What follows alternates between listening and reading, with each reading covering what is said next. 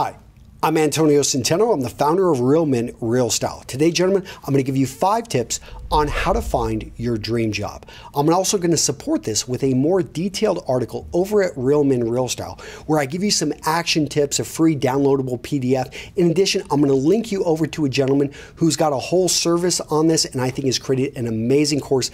I will link to a unlisted video in which I go into more detail, but not going to go into this video. I just want to give you these 5 tips so that you can use them, get started, and see if it's right for you. Okay, so let's go ahead and get started. Tip number 1 is perfect your elevator pitch.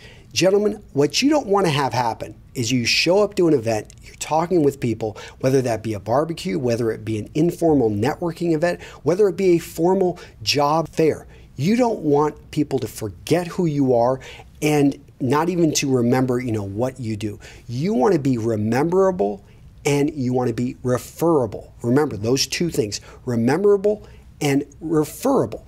By being that, even if you talk to somebody who can't really offer you a position or offer you an opportunity at that point, if they remember you and if they can refer you to others, all of a sudden you're spreading yourself out there.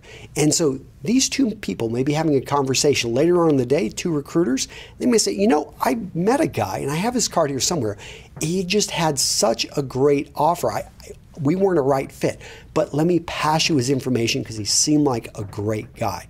That's the magic. That's what you want to have happening when you have a nailed elevator pitch. Now, the only way you're going to do that is you've got to figure out and you've got to know, what do you want? So first off, line that up, know exactly where you're headed. Then you want to go ahead and break it out and think about the different types of people that you're going to be speaking with and why what you can offer is relevant to them. So think about the problem that you will solve for them, then how you're going to solve it. So whenever you explain it to them that way, it's going to make a lot more sense. The issue is that at a networking event or even throughout a day, you're meeting a lot of people.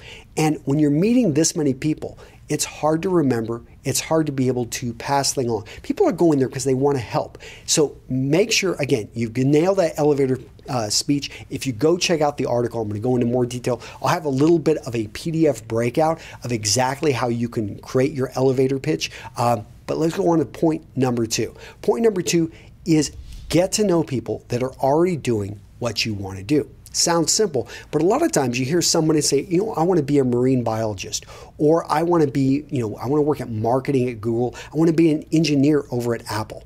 But do you know anyone that does that type of work? So first off, is this really what you want to do? And the only way you're going to find that out is get to know people who already have your dream job, and you can talk to. You can get insider information of, is this making them happy? Is this really, what it seems to be from the outside? If you want to be an airline pilot with Virgin Atlantic, then go over there and speak with people that are doing that. Reach out to them. You'd be surprised how many people don't ever have anyone reach out to them. Find a friend of a friend, find a way to get introduced. Next thing you know, you're getting not just information, but you're becoming friends and you're building a relationship. And they're going to explain to you the path that they took, because it isn't going to be as clear cut as what that guidance counselor is going to tell you. Instead, it's going to be something that is, they're going to say, it was this introduction. I went to this event because Virgin recruits at this event. You wouldn't have found this information on the web. You wouldn't have found this information from a headhunting service. You find that because you speak with someone that was recently hired in the last year, or can speak directly to the hiring manager to find out where they're going to be next. So point number 3, add one thing to your routine, which every single day is going to move you closer to your goal. So you should have a morning routine. If you don't, again, I'm going to link over to a website that's got a great way to get morning routines started. But you want to make sure in your morning routine, there is one thing that you're doing that is getting you closer and closer to your goal. Let's use the marine biologist example. So to become a marine biologist, there are certain things that you're going to need to do, certain degrees, certain schools, certain things that need to happen. However, you can't change how long it's going to take you perhaps to get to that point, but what you can change is what you're reading in your off time. Connections that you're making. There's a big difference between someone who graduates with their master's in marine biology and someone who graduates with their master's in marine biology and knows 20 people in the industry who he's stayed in touch with, has made great connections with, who are going to facilitate introductions with recruiting managers. And he's already, by the way, done 3 internships during the summer and has already tasted all of this. So that is how you find your dream job.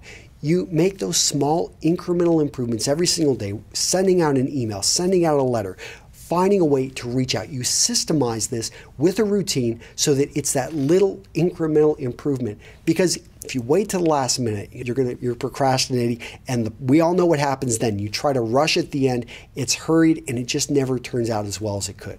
So point number 4, let's be positive. Replace don't with how. So a lot of people are going to say, you know, I don't have experience. I don't know how to do this. Let's replace it with how. How can I get the experience? How can I, in a sense, figure this out? Because when you start asking that question, it's not, you know, I'm not going to say that it's going to be easy, but it does reframe your mindset. So instead of you looking at this as in a negative way and closing your mind to the possibilities, you start thinking, you know, how can I get that experience? Well, maybe I could start my own company. Yes, you know, I don't have any clients, but I could do pro bono work. I could do it on Sunday mornings from 6 a.m. to noon. And all of a sudden you're finding ways that you can add value, you're making connections, and you actually on your resume are able to show, hey, this company right here, which I started, which did pro bono work in the marketing field for marine biology companies. Yes, I wanted to become a marine biologist, but by starting this marketing company, because I really had a great understanding of Pinterest and Instagram and all of these other things, I was able to really help these facilities get the attention and get the funding that they wanted. And you're still moving towards your goal, but you're picking up skill sets which are going to make you more valuable.